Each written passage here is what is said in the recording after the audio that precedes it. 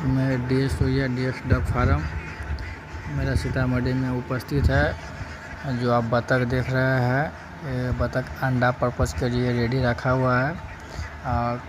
ये अंडा 1200 पीस मेरा बतख है। और किसी को आप अंडा के लिए, चाहे सियाना बतख के लिए या चूजा के लिए संपर्क करना हुआ तो संपर्क कर सकता है।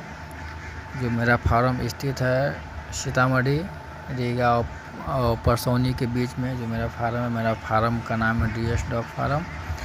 जो बतख है पूरा रेडी बर्ड है, जो अंडा के लिए के पर्पस से रखा हुआ है। जो इस फार्म पे है, मेरा दूसरा फार्म का वीडियो है।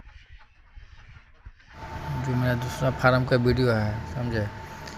किसी को सियाना या चूजा लेने के लिए संपर्क कर सकते हैं। मेरा नंबर है 62 071 25 875।